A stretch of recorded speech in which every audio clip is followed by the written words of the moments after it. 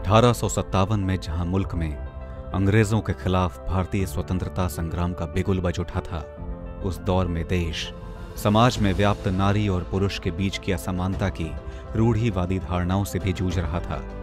ऐसे वक्त में देश ने एक ऐसी शक्ति का उदय देखा जिसने न केवल आजादी की लड़ाई में अहम किरदार निभाया, बल्कि पूरी दुनिया को यह भी साबित कर दिया कि नारी किसी भी लिहाज से कमजोर नहीं है। ये शक्ति का पर्याय कोई और नहीं, वाराणसी में 19 नवंबर 1828 को जन्म लेने वाली प्यारी सी बच्ची मणिकर्णिका तांबे थी, जिन्हें आज पूरी दुनिया रानी लक्ष्मीबाई के नाम से जानती है।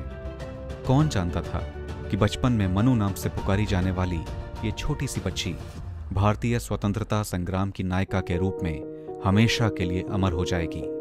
उनके पिता मोरोपंत तांबे और माता भागीरथी बाई की परवरिश में मनु एक ऐसी महिला बन रही थी जो एक तरफ शास्त्रों को पढ़ सकती है तो दूसरी तरफ शस्त्रों को भी संभाल सकती है।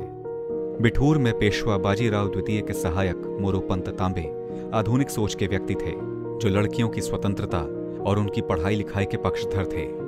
मनु के 4 साल के होने पर जब उसकी माता का देहांत हुआ, तब पिता मोरोपंत तांबे ने ही उसका पालन पोषण किया और रीति रिवाजों के खिलाफ जाकर मनु के लिए शस्त्र विद्या की भी व्यवस्था की। छोटी सी आयु में ही शस्त्र विद्या में निपुण मनु की अद्भुत प्रतिभा, चंचलता और सुंदरता को देखकर पेशवा उसे प्यार से छबीली के नाम से पुकारा करते थे।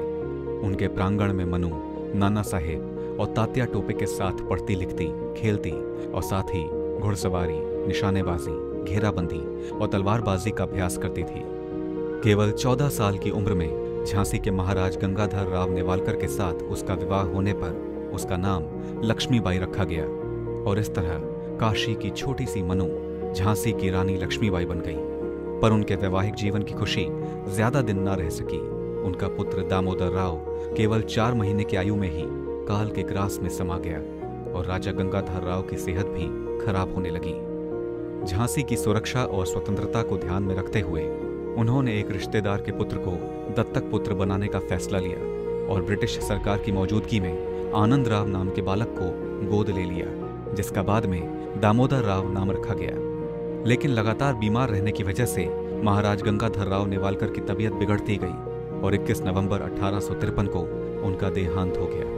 पुत्र और पति की मृत्यु से रानी लक्ष्मीबाई बहुत आहत हुई, पर इतनी कठिन परिस्थिति में भी उन्होंने धैर्य नहीं खोया। वहीं उनके दत्तक पुत्र दामोदर की आयु कम होने की वजह से उन्होंने राज्य का उत्तराधिकारी बनने का फैसला लिया। उस समय ब्रिटिश सरकार ने डॉक्ट्रीन ऑफ लैप्स नाम का एक नियम बना रखा था, जिसके तहत अगर राजा का खुद का पुत्र हो तो उसे राजा का उत्तराधिकारी माना जाएगा, लेकिन अगर ऐसा नहीं है तो उसका राज्य ईस्ट इंडिया कंपनी में मिला दिया जाएगा। झांसी को हड़पने की नीयत से ब्रिटिश सरकार ने बालक दामोदर राव पर मुकदमा कर दिया, राज्य का खजाना जब्त कर लिया और उनके पति के कर्ज को रानी के सालाना खर्च में से काटने का फरमान जारी कर दिया। इस विषम परिस्थिति में रानी को झांसी का किला छोड़कर झांसी के रानी महल में जाना पड़ा, पर रानी लक्ष्मीबाई ने हिम्मत नहीं हारी और उन्होंने हर हाल में झांसी की रक्षा करने का निश्चय किया। झांसी को बचाने के लिए रानी लक्ष्मीबाई ने कुछ अन्य राज्यों की सहायता से एक सेना तैयार की और पहले से ही अंग्रेजों से त्रस्त भारतीय जनमानस ने 1857 में अंग्रेजों के खिलाफ विद्रोह शुरू कर दिया। झांसी 1857 की क्रांति का प्रमुख केंद्र बन चुका था। इस बीच मौके का फायदा उठाने के लिए पड़ोसी राज्य दतिया और ओरछा के राजाओं ने झांसी पर हमला कर दिया, लेकिन रानी लक्ष्मीबाई के अदम्य साहस के सामने कोई भी टिक न सका। 1858 में एक बार फिर झांसी पर कब्जा करने की जिद में अंग्रेजों ने ह्यू रोज के नेतृत्व में झांसी के किले को घेर लिया। करीब 2 हफ्ते तक चली इस लड़ाई में झांसी की रानी अकेले ही अपनी पीठ के पीछे दामोदर राव को कसकर घोड़े पर सवार हो अंग्रेजों से युद्ध करती रही। वीरतापूर्वक युद्ध करने के बाद भी अंग्रेजों ने तोपों और गोले बारूद की मदद से किले की दीवार को तोड़कर झांसी पर कब्जा कर लिया। रानी लक्ष्मीबाई अपने पुत्र दामोदर राव को बचाते हुए अपने दल के साथ कालपी आ गईं और यहाँ हुए युद्ध में उन्होंने तात्या टोपे के साथ मिलकर अंग्रेजों को बुरी तरह से हरा दिया। इस हार से तिलमिलाए अंग्रेजों ने कुछ वक्त बाद फिर से ज्यादा सैन्य बल के साथ कालपी पर हमला किया और इस बार जीत गए। अंग्रेजों के खिलाफ संग्राम का संकल्प ले चुकी रानी लक्ष्मीबाई ने ग्वालियर के पूर्व क्षेत्र से ही किंग्स रॉयल आयरिश के खिलाफ लड़ाई लड़ी। दुर्भाग्य से ये युद्ध रानी लक्ष्मीबाई का अंतिम युद्ध था।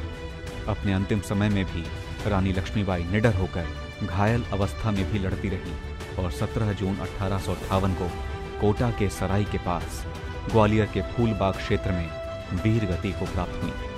प्रथम भारतीय स्वतंत्रता संग्राम की नायिका रानी लक्ष्मीबाई को असहनीय वेदना हो रही थी, पर उनके मुख पर शौर्य की आभा और अपने सिद्धांतों से समझौता न करने का संतोष विराजमान था। उनके पास ना ही कोई शक्तिशाली राज्य था और ना ही बहुत बड़ी सेना। दुश्मन चारों तरफ थे और विशाल ब्रिटिश साम्राज्य के खिलाफ थी झांसी की रानी, रानी लक्ष्मीबाई। मैदाने जंग में मारना है, फिरंगी से नहीं हारना है। रानी लक्ष्मीबाई के द्वारा कहे गए एक एक शब्द में उनका शौर्य झलकता है। स्वतंत्रता संग्राम में उनकी अद्भुत वीरता और अद्वितीय पराक्रम देखकर अंग्रेज भी चौंक गए थे।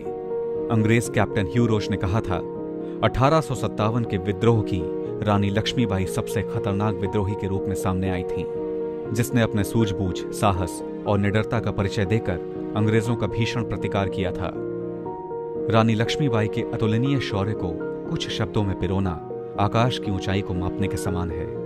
प्रसिद्ध कवि अमित जैन मौलिक के शब्दों में, विस्मृति की धुंध हटा करके स्मृति के दीप जला लेना, विस्मृति की धुंध हटा करके स्मृति के दीप जला लेना, झांसी की रानी को अपने अश्कों के अर्घ चढ़ा देना। आजादी की बलिवेदी पर हंसते हंसते कुर्बान हुई, आजादी की बलिवेदी पर हंसते हंसते कुर्बान हुई। उस शूरवीर मर्दानी को श्रद्धा से शीश झुका देना, श्रद्धा से शीश झुका देना। रानी लक्ष्मीबाई केवल झांसी की रानी न होकर संपूर्ण विश्व के लिए एक प्रेरणा है।